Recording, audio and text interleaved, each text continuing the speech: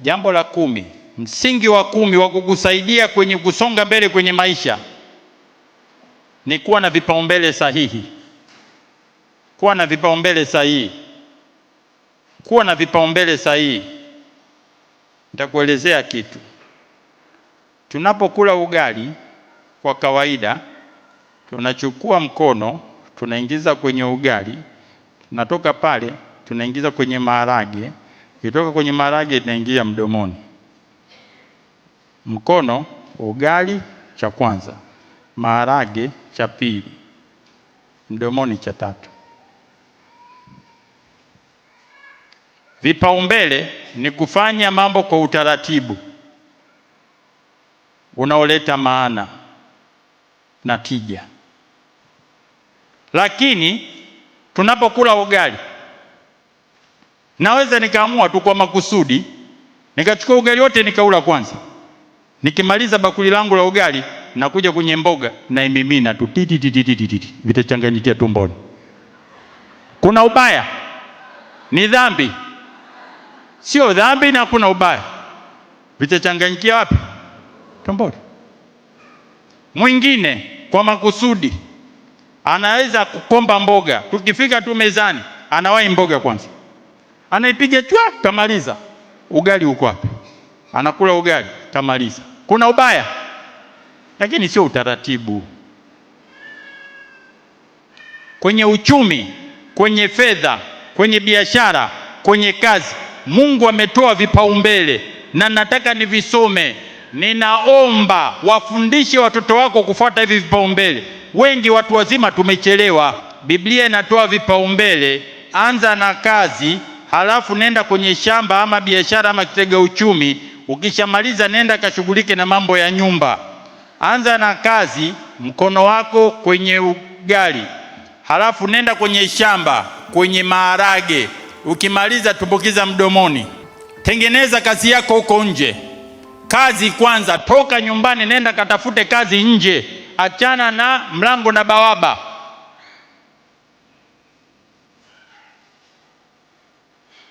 Anakuambia ukishafanya kazi, cha pili, jifanyie shamba lako mwenyewe. Uwe na kitega uchumi. Shamba ni kitega uchumi. Shamba ni biashara. Shamba ni mradi wa kukuletea mapato. Kwa hiyo una kazi, halafu una shamba. Kazi inakupa pesa, shamba linakupa pesa. Ukiisha maliza hivyo viwili, ama ukivisogeza hivyo viwili, Biblia inakuambia cha tatu, nenda kajenge nyumba yako. Nyumba ni ya tatu na ya mwisho. Ya kwanza ni nini? Ya pili? Ya tatu?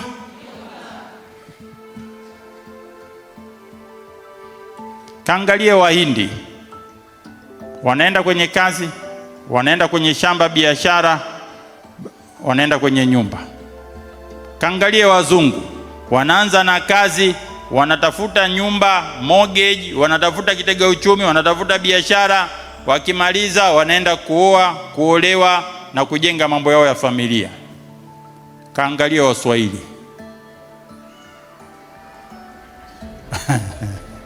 Hata sihitaji kufundisha. Wenyewe mna majibu. Wenyewe mna majibu. Tukipata kazi, kinachofuata ni nini? Kuoa, kuolewa, mambo ya nyumba. Tukianza kazi, kinachofuata ni nini? Katafute shamba, katafute kiwanja, katafute kujenga nyumba. Halafu tukishamaliza hivyo, ndio tunakumbuka shamba wakati tunastaafu. Kwa hiyo sisi vipaumbele vyetu, wengi wetu tupo kwenye kazi, nyumba, shamba. Na baadhi yenu hamna hata shamba, yaani hamwazi hata kuwa na chanzo cha pili cha mapato. Hauwazi. We ajira ndio umefika, subiria wakutoe mbio kwenye kikokotoo. Nikisikia kikokotoo kimeyumba, najua Mungu anawaambia watu katafuteni shamba mapema. Narudia tena, Mungu amekujalia, umemaliza shule yako, nenda katafute kazi kwanza. Kazi ukimaliza ama ukianza, anza kujijenga kiuchumi kwa kufanya biashara ndogo ndogo ama vitega uchumi ama vimradi, halafu nenda kaoe. Tunawapa wachungaji shida. Kijana hana kazi lakini anataka kuoa, anamtunzaje familia? Niwaulize tu swali hilo. Yeye asiyewatunza watu nyumbani kwake ni mbaya kuliko? Kwa nini watu wanaoa wakati hawana kazi? Mtoto anakulaje? Mke anakulaje? Kodi ya nyumba unalipaje? Maji unalipaje? Luku unalipaje? Au unaenda kwa imani?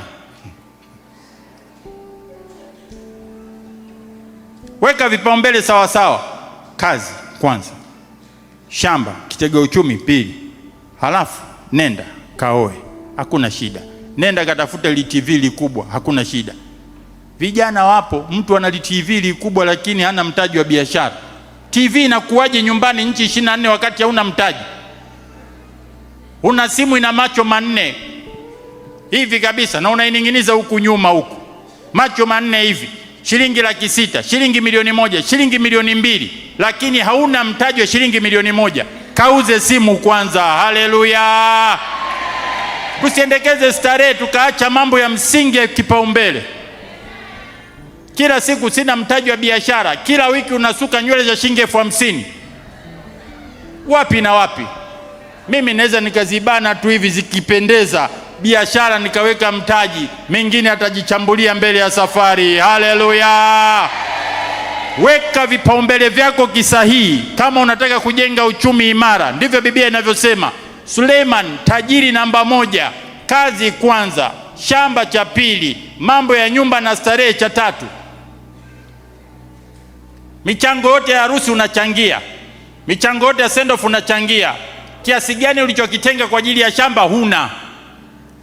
Priorities are not in order. Vipaumbele havijakaa sawa sawa. Unakula maharage yote kwanza, halafu baadaye ndio unakuja kuanza na ugali. Sio dhambi, lakini sio sawa sawa na haipendezi.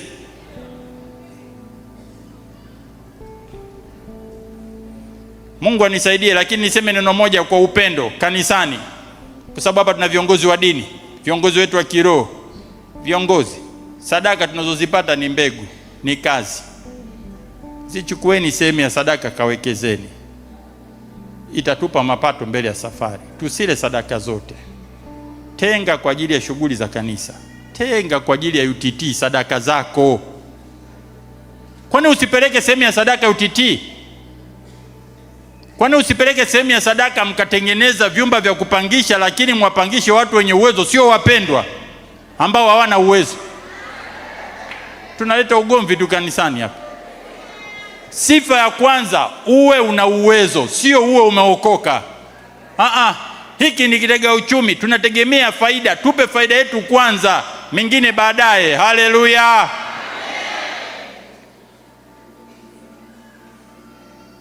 Unapopata mshahara, kitu gani cha kwanza unachoanza nacho? Anza kuwekeza mbinguni. Toa sadaka kwanza. Kutoa sadaka ni kuwekeza mbinguni, shamba hilo. Halafu toa sadaka kwa ajili, toa sehemu ya mshahara wako kwa ajili ya kuwekeza hapa hapa duniani kwenye vile vitega uchumi nilivyovitaja, ama iwe hisa, ama iwe biashara, ama iwe UTT, ama iwe ni bondi, ama uweke benki kwenye muda mrefu fixed deposit, ama vyumba vya kupangisha, ama viwanja. Tenga kwanza kuwekeza kabla hujala. Mtu hataishi kwa mkate tu, ndivyo Biblia inavyosema. Ukiendekeza ulaji hautaendelea maishani. Kila ukipata unakula kwanza, halafu unawekeza baadaye. Sio sawa sawa. Kila unapopata tenga kwanza 10% ya Mungu. Hapa fungu la 10. Kuna sadaka nyinginezo, tenga pale 5%, 10%, 20% mwachie Mungu. Tenga ya kuwekeza duniani isipungue 10%. Jumla ushapata 30%. Kinachobakia 70%, katafune. Utakuwa tajiri kwa sababu uliwekeza mbinguni na duniani. Haleluya!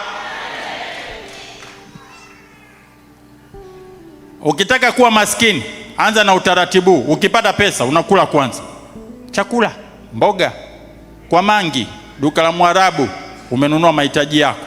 Halafu kinachobaki ndio nampa Mungu. Kinachobaki ndio nakumbuka utakizalishaje. hautapiga hatua. Badilisha mtazamo wako. Mwambie jirani yako, badilisha mtazamo wako. Anza na kazi, shamba, halafu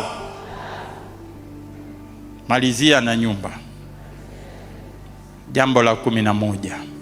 Msingi wa 11 ni sadaka. Kama unataka kupiga hatua kwenye maendeleo, uwe mtoaji wa sadaka.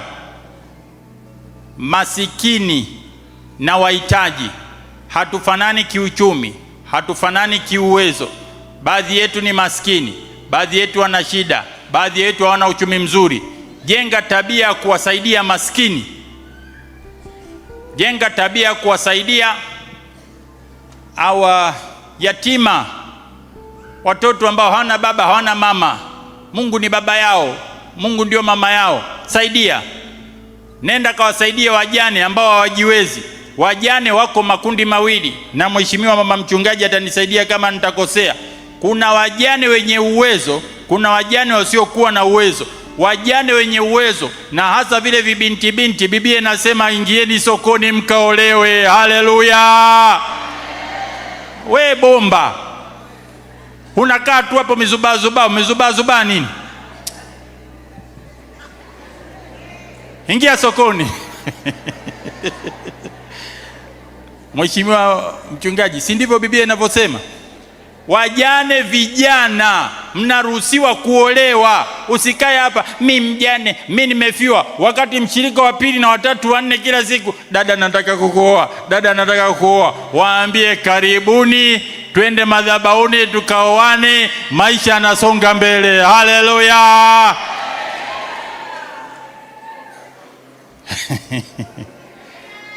Wajane vijana hamtakiwi kusaidiwa na kanisa. Mchungaji anaweza asikwambie, mimi sikuogopi kwa sababu mimi sio mchungaji wako.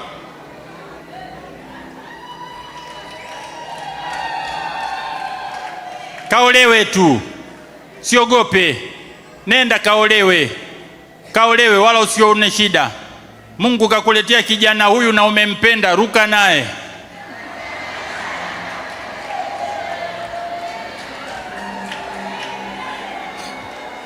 Sijiweke kwenye kundi la wazee wewe. Wewe mzee gani wewe? Natusumbua tu kanisani hapa.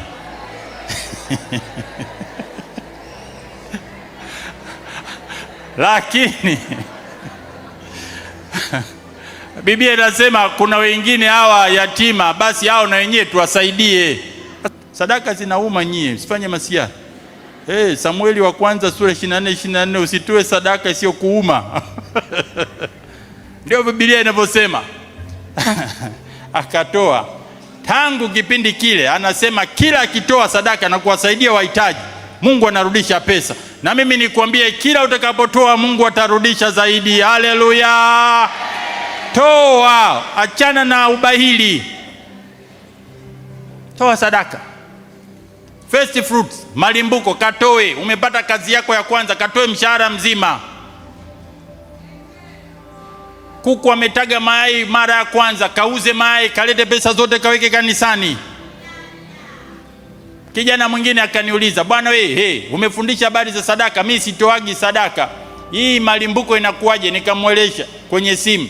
Nimemaliza, nikakata simu. Siku moja ninapanda ndege, ilikuwa inaitwa Fast Jet. Nimeingia kule kwenye ndege. Kuna wale wafanyakazi wanakuambia, nionyeshe tiketi yako, ile boarding pass. Sawa, kiti chako namba ile pale. Akasoma boarding pass yangu. Jina limeandikwa Busara. Akaniangalia akasema, "Wewe ndio Busara?" Nikamwambia, "Ndio mimi." Akaniambia, "Kaa hapa." Sasa kaa pale, manake nikae kwenye daraja la kwanza la ndege.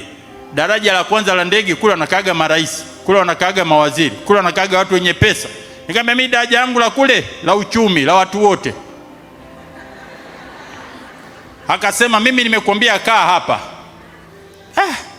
Basi nikasema sawa, Mungu anipe nini? Nikakaa pale kiuoga, nisije nikanyanyuliwa. Aliniambia, "Unakula?" Nikamwambia, "Ndio." Nilianza kula kabla ndege haijaruka mpaka ndege inatua. Hana nientertain tu. Nilipomuuliza, "Kwa nini umeniweka kwenye daraja la kwanza wakati tiketi yangu ni daraja la mwisho?" Alisema, "Ulinifundisha habari za kutoa sadaka." Haleluya! Nikasema, "Mungu asante." nimekaa na wakubwa huku, sio kwa sababu nina hela, ni kwa sababu nilimfundisha mtu kutoa sadaka. Ukitoa sadaka, Mungu atakufungulia milango na kukuinua. Sijawahi kumwona mtoa sadaka anayehangaika maishani. Tunapofikia point of need, nina uhitaji, ghafla mtu anatokea ananipa kitu. Kila ninapotoa pesa kwa ajili ya kumsaidia huyu, kumsaidia yule, msaidia huyu, msaidia yule, jioni yake, kesho yake, wiki ijayo, mwezi ujao, kuna mtu ataachia mzigo, utaingia mfukoni mwangu. Jifunze kutoa. Achana na mawazo ya kumtajirisha mchungaji. Yaani sisi tukitoa hapa zote zinaenda kwa mchungaji. Wewe ulitaka ziende wapi? Katoe sadaka kwa ajili yako. Mungu hana umaskini wa kuhitaji fedha zako. Mungu anahitaji kukubariki. Ili akubariki, njia mojawapo ni wewe kutoa sadaka. Biblia inasema atakufungulia madirisha ya mbinguni, atakupa mawazo ya nini cha kufanya, atamkemea alaye. Haleluya! Jambo la 12, msingi wa 12 utakaokusaidia kujenga uchumi imara ni kuachana na mafundisho potofu kuhusu fedha, uchumi na biashara. Kuachana na mafundisho potofu kuhusu habari za uchumi na biashara na fedha na utajiri. Wengi hatuweki kipaumbele kwenye mambo ya fedha. Tukishaokoka tunahisi fedha ni shetani na shetani ni mali. Chukua vyote niachie Yesu. Haya. Mungu aliumba mbingu na nchi. Fedha na mali na dhahabu ni mali ya Bwana. Haleluya! Jenga mtazamo chanya. Be positive on money related issues. Baba wa imani Ibrahim alikuwa ni mtu tajiri sana. Mwanzo 13 mstari wa 2. Tusomee. Alikuwa ni tajiri. Suleiman alikuwa tajiri. Daudi alikuwa tajiri. Naye Abrahamu alikuwa ni tajiri sana kwa mifugo, kwa fedha na kwa dhahabu. Asante, rudia tena. Naye Abrahamu alikuwa ni tajiri sana kwa mifugo, kwa fedha na kwa dhahabu. Abrahamu alikuwa tajiri kiwango gani? Waliojibu ni upande huu giza. Abrahamu alikuwa na utajiri kiasi gani? Fikiria, Mungu yuko mbinguni anasema jamaa ni tajiri sana kuliko Mohamed Dewji, kuliko Dangote, kuliko Bill Gates, kuliko yule jamaa anaitwa Elon Musk. Jamaa ni tajiri sana. Baba wa imani, muulize jirani yako, utajiri wako kiasi gani?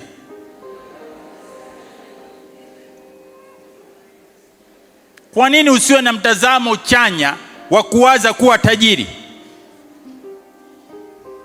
Isaka alikuwa tajiri. Ayubu alikuwa tajiri. Shetani akamwonea wivu, akalamba mali zote. Biblia inasema Mungu akamrudishia maradufu. Hakuna ubaya kuwa tajiri. Hakuna ubaya. Lakini kanisani huku tunapigana vijembe. Tajiri haendi mbinguni. Tajiri anaonekana huyu nini? Tajiri ndio nini? We bwana we, umaskini haujawahi kumfadhili mtu. Umaskini ni shida tu. Mpaka mbinguni tukienda tukiwa maskini, majina yetu yatarekodiwa kama maskini. Naye Lazaro yule maskini, mimi najiuliza kwa nini kule mbinguni bado walimuita maskini? Fedhea tu. Akaenda kuketi kwenye kifua cha nani? Ibrahimu alikuwa ni mtu gani? Tajiri sana. Maskini tegemeni kuketishwa kwenye vifua vya matajiri mbinguni. Kama utaki, pambana kuwa tajiri duniani. Haleluya! Mafundisho tu potofu tu. Nenda kasome kitabu cha Wafalme wa Pili sura ya 4 mstari wa 8. Ile Biblia ya Mama Maboya ndio nayoitamani zaidi. Amplified Bible. Inasema there was a rich and influential woman. Naye alitokea mtu mmoja, mama mmoja wa Shunemi, tajiri sana.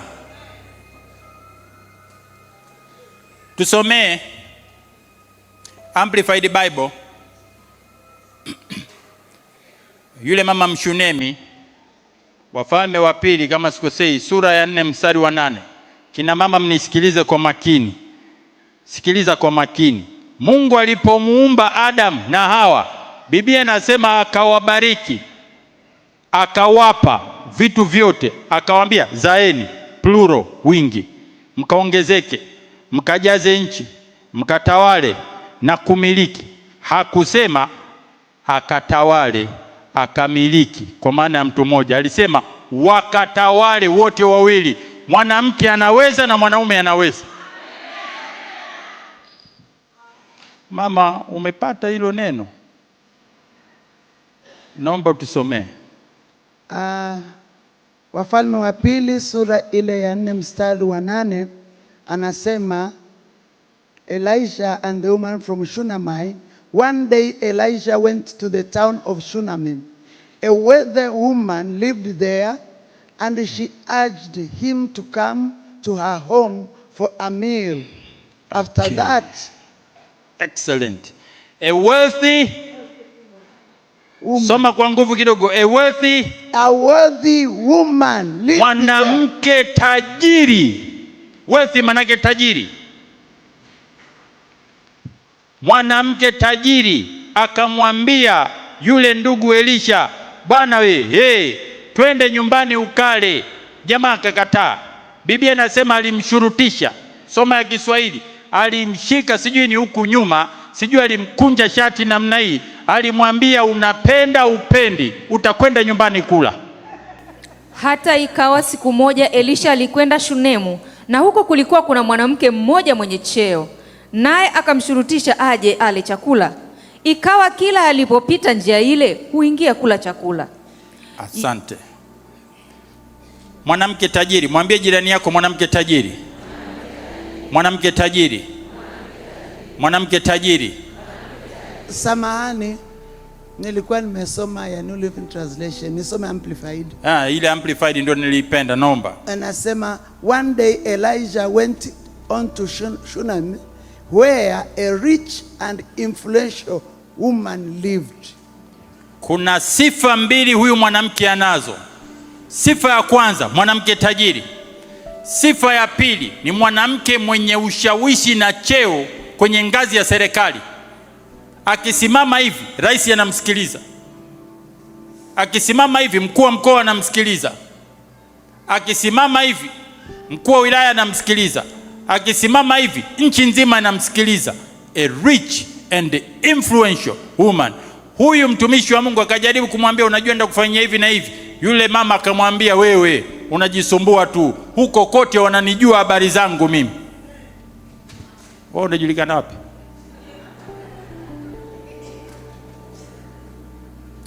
Mambo mengine tusihangaikie, nenda kajenge uchumi wako.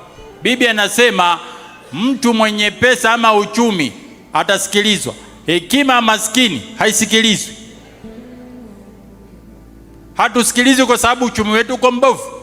Basi nimeitwa kwenye mkutano siku moja, mimi mfanya kazi, alafu ule mkutano wafanya biashara, bosi akaniambia nenda kwenye mkutano. Mimi nimekaa hapa, yule tajiri wa kwanza aliyekuwaga na hoteli nyingi pale Arusha amekaa hapa, mimi nimekaa hapa, huko wengine. Tajiri wa huku, mimi niko katikati yao, anaongea na huyu ananiruka mimi, halafu huyu wa huku anaongea na wa huku ananiruka mimi. Nikajiuliza ni nini hiki kitu? Nipo kwenye mkutano wa wafanyabiashara, hakuna hata mmoja anayenisikiliza. Nikarudi kusoma maandiko, hekima maskini haisikilizwi. Basi nikajua hapa dawa nikatafute tu pesa ndio watanisikiliza. Katafute pesa. Haleluya. Kajenge uchumi wako kwa kufanya biashara. Tafuta kazi, Mungu atakufungulia nafasi na atakufungulia milango. Jenga mtazamo sahihi wa habari ya fedha. Hawa ninaokutajia walifika mbinguni.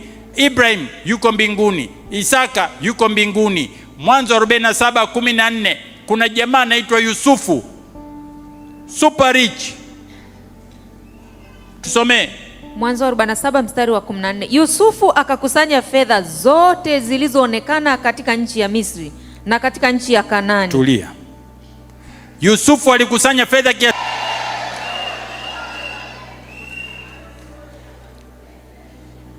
House girl wa kiume kawa tajiri, kakusanya fedha za nchi mbili. Fikiria mtu akusanye fedha zote za Tanzania, benki kuu zote, CRDB zote, NMB zote, NBC zote, mobile money zote. Chukua Vodacom, M-Pesa, Airtel Money, Tigo Pesa, Vikoba, Saccos, fedha za nchi mbili, kidume kimoja kimechukua. Naguna, rudia tena, maana msije mkasema kaja na Biblia yake. Yusufu akakusanya fedha zote zilizoonekana katika nchi ya Misri. Hiyo ni Mwanzo 47 mstari wa 14. Yusufu akakusanya fedha zote zilizoonekana katika nchi ya Misri na katika nchi ya Kanaani kwa nafaka walioinunua. Alipataje pesa? Kwa kufanya biashara ya kuuza nafaka.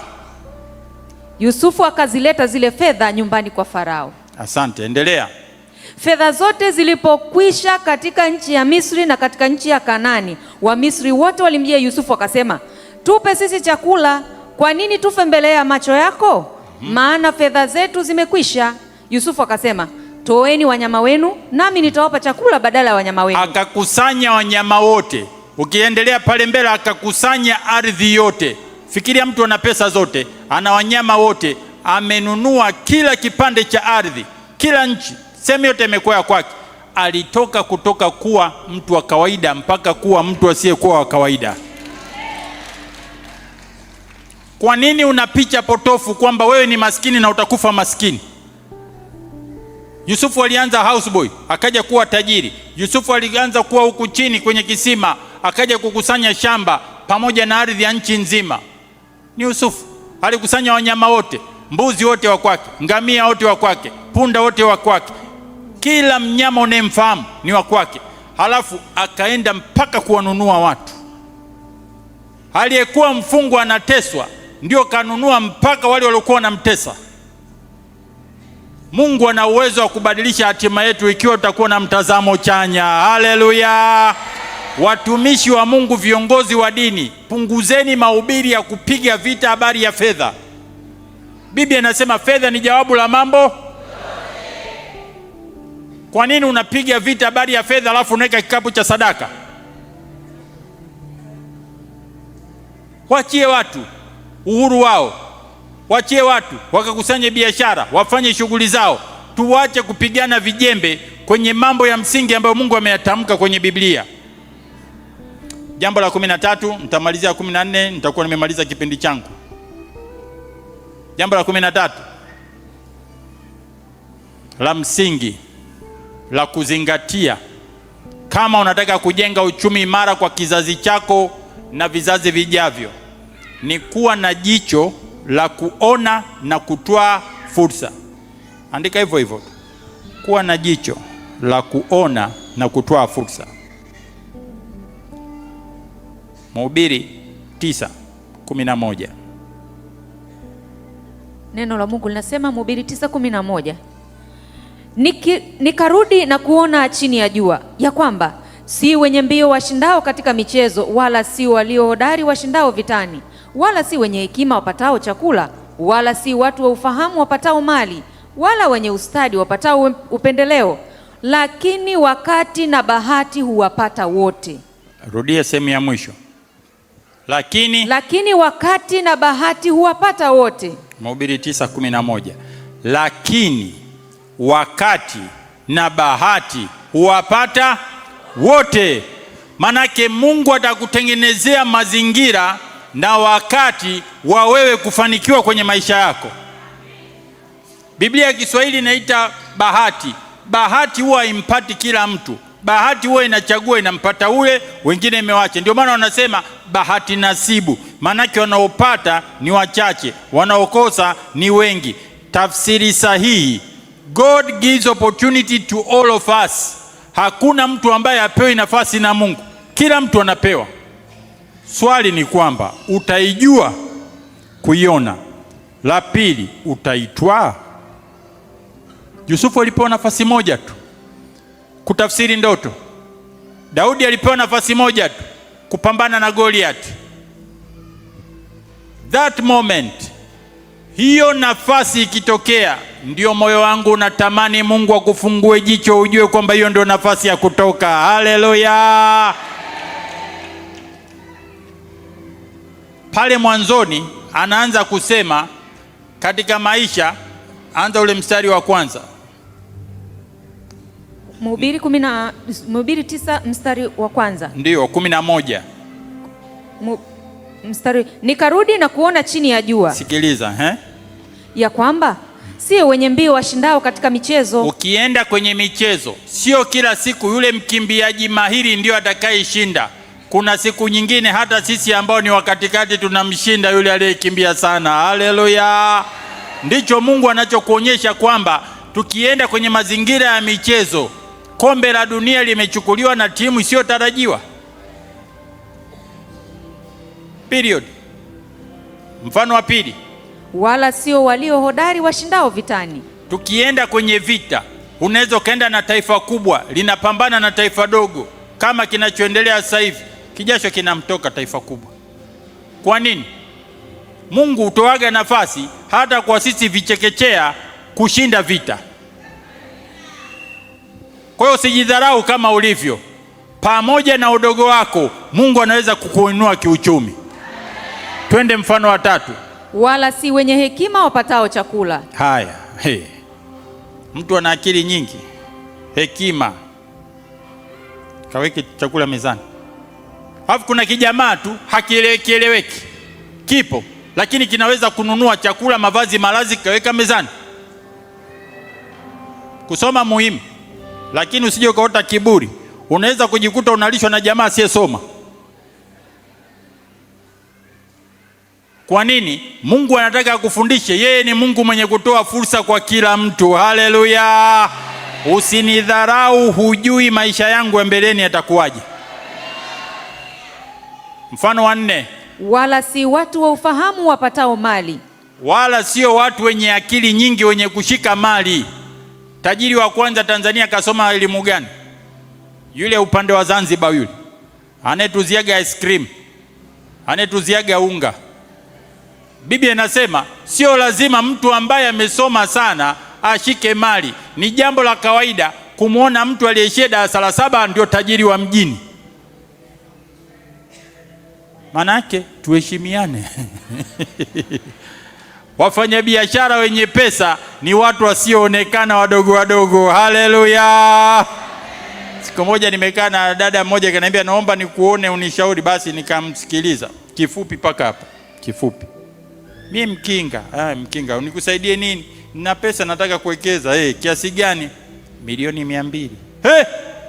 Milioni 200? Wewe mtoto umepata wapi hela? Mimi mkinga mwenzangu nafanya biashara Kariakoo. Umesoma mpaka wapi? Ndio hivyo. Sina mimi akili za darasani, lakini nina akili za maisha. Haleluya! Mungu ana uwezo wa kumpatia mbumbumbu pesa. Mbumbumbu darasani, alipata mswaki darasani kwenye physics, biology, chemistry, English, mathematics. Kwenye maisha akapiga mali nyingi. Anaweza. Kwa hiyo na wewe vile ulivyo, Mungu anaweza kukupa mali nyingi kama Yusufu japo hakusoma darasa. Haleluya! Ila ujinga sio dili, achana na ujinga. Kasome kule. Hii kukaa tu hapa, tumeenda uwanja wa ndege na jamaa tumesafiri sijui tunaenda nchi gani kule, tumeshuka kwenye ndege, jamaa ananiambia mimi mfanya biashara, hebu niambie hapa tunakata kulia au kushoto. Nini? Hajui Kiingereza. Pale wameandika kama wewe ndio umefika arrival kata kulia. Sasa ile arrival ndio nini? Aibu. Ngoja kitoto chako kianze kuja pale kimetoka shuleni sijui ndio Sunday nini ile mnaita ile gari za njano zile academics.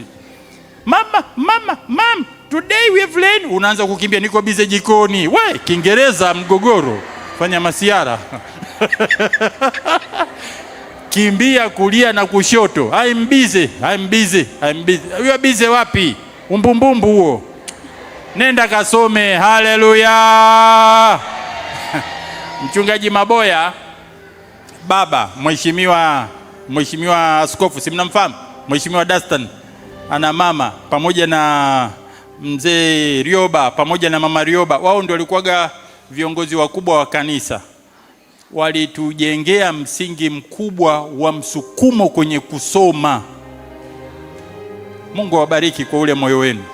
Baba alikuwa anakazana kweli kweli, mzee Maboya, hakuna kuleta ujinga hapa, kasomeni shule, kasomeni shule. Wakina Flora Igidio, kina Nano, kina Deo, wale wote tulikuwa tunasoma walipiga division 1 wale wote. Wapi? Kule Morogoro sekondari.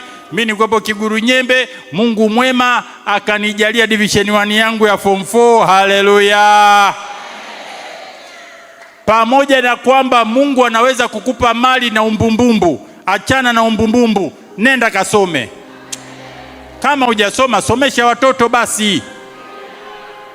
Somesha watoto. Kikija kikusumbue, kikiongea Kiingereza kajifiche jikoni.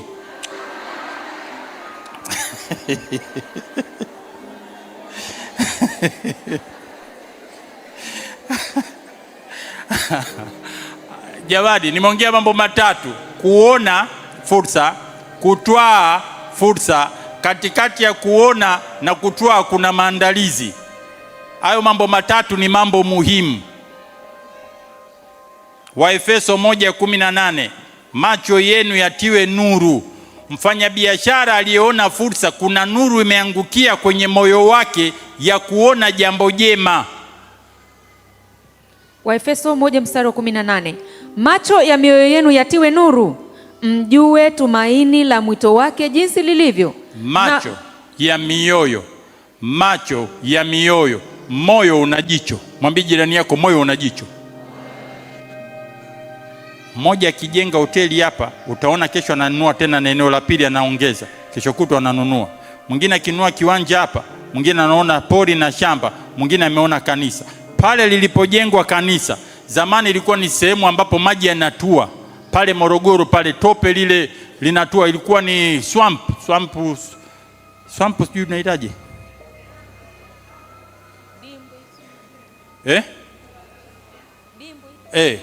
Ile sehemu ambayo imejaa maji na matope tope na majani yale. Dimbwi au hiyo. Wote tulikuwa tunaparuka pale. Leo pale ndio mjini na ndio kwenye roundabout ya kwenda SUA. Lakini mwanzoni kila mtu hapa tope, hapa maji. Unaona nini kwenye moyo wako? Kuna mtu anaona pesa, kuna mtu haoni pesa. Mtu mmoja, dada mmoja alinifuata akaniambia, wewe unafundishaga? Mimi sijui kuona pesa, nisaidie. Nikasema, Mungu nisaidie nimsaidie huyu ndugu. Nilimuuliza swali moja, mtaani kwenu kuna shida gani? Mtaani kwetu tuna shida, hatuna maji. Nikamuuliza swali la pili, ukienda benki ya NMB na CRDB unaonaga nini? Akasema, ninaonaga foleni, watu wengi. Nikamuuliza swali la tatu, umeenda benki, fikiria wewe ndio mmiliki wa ile benki, unaenda unaona nini CRDB NMB? Ghafla akili yake ikafunguka, akasema, ninaona wateja, sioni foleni. Haleluya! Kawaida fursa zinakuja kwa njia ya tatizo. Ukisikia kuna tatizo la maji, maana yake Mungu anakuambia kuna fursa ya kutengeneza pesa kwa kutumia kisima. Yule dada akaenda kutengeneza kisima mtaani kwao kwa sababu kuna shida ya maji. Alipomaliza kutengeneza kisima, anakufanya pesa asubuhi, mchana, jioni. Kwa nini? Katoa jibu, solution ya maji katikati ya shida. Isaka alikuwa tajiri, alienda kufukua visima, akafanya kilimo cha umwagiliaji. Muulize jirani yako, mtaani kwako kuna shida gani? Ukitatua shida za mtaani umekusanya pesa. Hawana bajaji, leo unalalamika hamna bajaji, kwetu ni usafiri shida. Kwani usianzishe biashara ya bodaboda na bajaji? Kwetu hatunaga hospitali, kwani usianzishe hospitali? Nani aliyekwambia kila anaanzisha hospitali ni daktari? Nani aliyekwambia iko kitu? Hatuna unga, kwani usilete unga? Hatuna sukari, kwani usilete sukari? Toa kinachohitajika. Pointi ya 14. Mungu mwema. Pointi ya 14. Msingi wa 14 wa kukusaidia ukue kiuchumi, kuwa na fedha, ni jambo ulizungumza, tofautisha, jua na kutofautisha vitu viwili, mali na ukwasi. Andika hivyo hivyo. Tarudia. Jua na tofautisha kati ya mali na ukwasi, mali na fedha taslimu.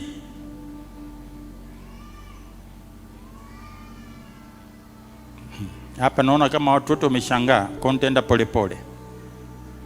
Mungu anisaidie na kufungue akili yako, na nifungue mimi, anipe urahisi wa kufundisha. Mali na ukwasi. Mali ni kitu cha thamani. Ukiwa na kiwanja ni mali,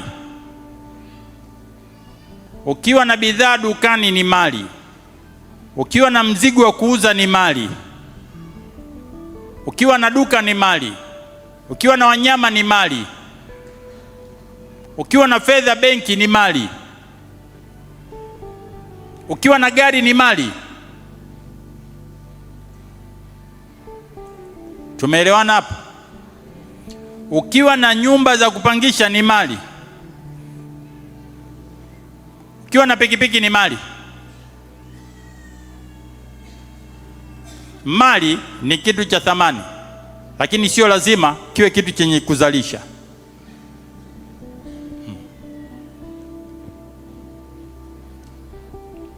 Tazungumzia kitu cha pili, rasilimali, productive income earning asset. Hiki kitu ukikikosea unaweza ukawa na mali na ukawa maskini. Umewahi kuona wakulima wana ardhi kubwa lakini ndio wanaongoza kwenye umaskini? Umewahi kuona wafugaji wana ng'ombe wengi watoto hawaendi shule? There is something wrong. Kuna kitu hakipo sawa sawa. Umewahi kuona hasa wafanyakazi wanakimbizana kununua mali na mashamba, viwanja na mashamba, wao wenyewe hawana pesa. Kila siku wanafanya kazi kwenda kuhudumia shamba, lakini shamba lijaye kumhudumia yeye. Una kitu cha thamani lakini hakizalishi. Kwa hiyo kwenye mali zipo za aina mbili. Mali isiyozalisha, dead asset. Una kiwanja hakikusaidii, hakizalishi, ulimi, ufanyi chochote, ni mali, haikusaidii, isiyozalisha. Una gari linakuingizia shilingi ngapi zaidi ya wewe kutoa pesa? Ni mali ndiyo, lakini halizalishi.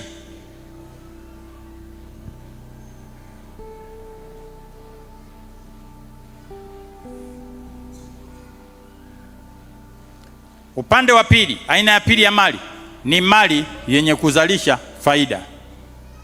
Mali yenye kuzalisha faida. Mali yenye kuzalisha faida ndio ninayoitaka zaidi. Na Mungu atusaidie, viongozi wetu wa kiroho, viongozi wetu wa dini, mtufundishe kuwa na mali zenye kuleta faida kuliko mali zisizokuwa na faida. Wakristo wengi tunakosea hapo. Tunafurahia tukibarikiwa na Mungu, tunasema yule ana gari, yule ana gari, lakini gari halimsaidii chochote. Kusudia kuwa na mali zenye kuzalisha faida. Mfano wa kwanza, nikiwa na nyumba isiyozalisha, ninaishi, ni mali, haizalishi faida. Nikiwa na nyumba ambayo ninapangisha kwa mtu mwingine, ni mali yenye faida, inanipa kodi.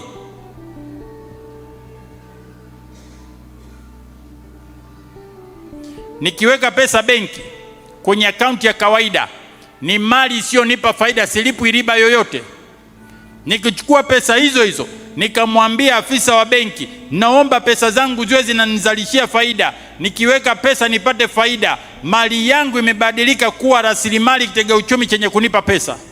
Pesa ni ile ile, upande mmoja haizai, upande wa pili inazaa. Muulize jirani zako, una mali zenye faida ama zisizo na faida?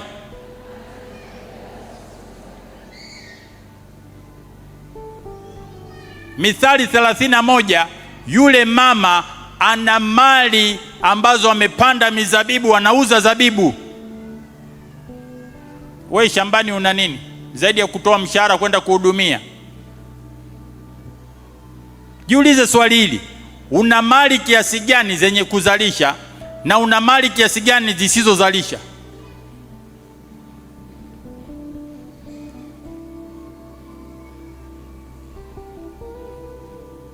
Mhubiri 9 mstari wa 4. Lakini kabla sijaenda kwenye Mhubiri 9 mstari wa 4, nikusomee maandiko mawili ambapo ni muhimu muombe Mungu akupe mali na ukwasi. Ukwasi maana yake ni kuwa na fedha taslimu. Kuwa na mali ni jambo moja, kuwa na fedha taslimu ni jambo la pili. Kuwa na pesa taslimu ndio tunaita ukwasi. You have cash or cash equivalent. Unapompeleka mtoto shule, hawataki mali, wanataka ukwasi, fedha taslimu, kalipe kama ada. Mtu akipata changamoto ya kuugua, unapoenda hospitalini, hawakuambii tuletee mbuzi na kondoo ambao ni mali, wanakuambia tupe pesa taslimu kama tozo. Unapopanda daladala, hawakuambii tupe debe la mahindi mali, wanakuambia tupe nauli mfumo wa fedha cash. Muulize jirani yako, una mali una ukwasi?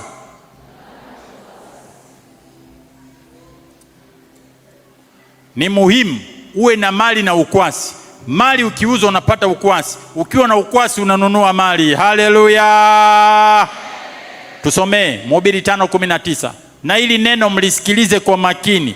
Ukichomoka hapo, umechomoka kwenye umaskini.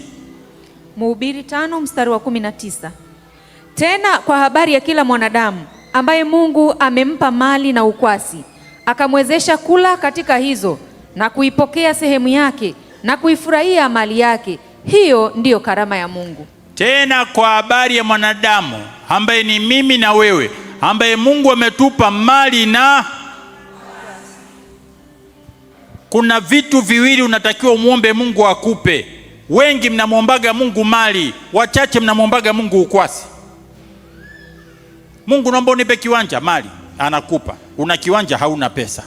Kwa nini? Amejibu maombi yako. Unashangaa nini? Kwa nini hauna pesa? Hukuwahi kumwomba pesa wewe. Mungu, naomba gari, sawa, Mungu anakupa gari. Una gari lakini hauna pesa kuweka mafuta. Kwa nini? Hujamuomba Mungu ukwasi. Biblia inasema Mungu huwapa watu mali na ukwasi. Mungu, naomba unipe duka, sawa, amekupa duka, hujamuomba wateja wakupe ukwasi pesa. Mungu, naomba washirika, sawa, amekupa hawa hapa waumini, lakini hujamuomba akupe sadaka, ukwasi kwenye kikapu. Haleluya! Kila wakati waza kuwa na mali yenye ukwasi, kwa sababu ukwasi utakusaidia kupata mali na mali itakusaidia kupata ukwasi. Ni kama wiper za gari, kile kinachofuta kioo. Ukwasi mali, ukwasi mali. Na wewe unapotembea muombe Mungu akupe miguu yote, mali ukwasi, mali ukwasi. Haleluya!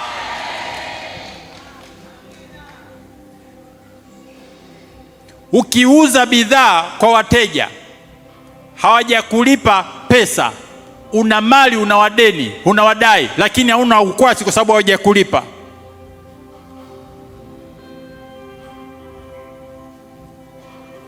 Tambua tofauti ya mali na ukwasi. Wengi tumenasa kwenye mali. Kuna fursa, jirani anauza kiwanja, kiwanja ni mali, bei nafuu, hauna ukwasi, hauna fedha, unapoteza fursa. Kwa nini? Una mguu mmoja unaitwa mali, hauna mguu wa pili unaitwa ukwasi.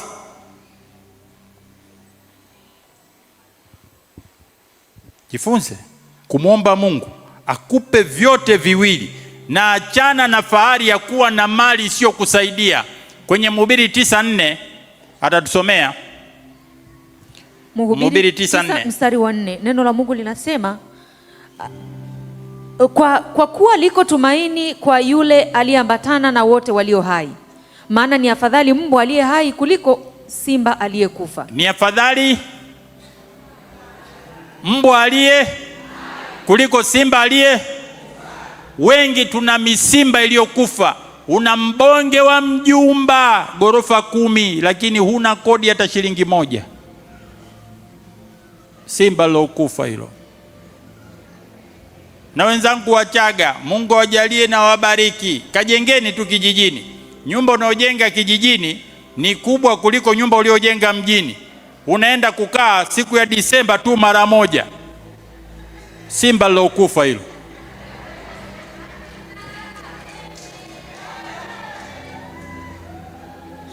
Umejenga nyumba, uko kwenye eneo zuri, umepiga bonge la ukuta ule useless, hautumiki kwa ajili ya kukuzalishia zaidi ya kukulinda. Hivi kwa nini ule ukuta usibadilishe kuwa frame? Hapa umetengeneza frame ya kwanza, hapa ya pili, hapa ya tatu, hapa ya 4, hapa ya 5, hapa ya 6, hapa ya 7, hapa ya 8, hapa ya 9, hapa ya 10. Una vijibwa vilivyo hai kuliko simba lililokufa. Haleluya!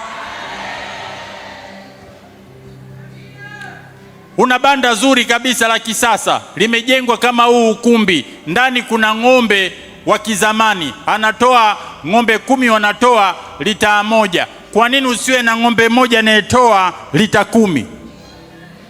Kamata kitu ambacho ni functional. Ndivyo Biblia inavyosema, achana na misimba iliyokufa.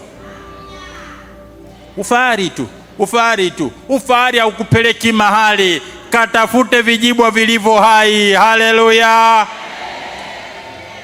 Nikikuuliza una viwanja vingapi hapa, utanitajia kuanzia msururu wa kwanza, wa pili, wa tatu. Dar es Salaam, Dodoma, Mkuranga, Bagamoyo, Morogoro, mpaka huko Iringa. Sawa, vinakupa shilingi ngapi? Vinakupa shilingi ngapi?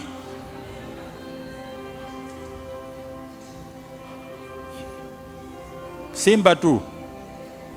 Misimba iliyokufa ndio nikamata tu. Vijibwa vilivyo hai unaviruka. Mungu atusaidie tuwe na mbwa walio hai kuliko simba waliokufa. Haleluya!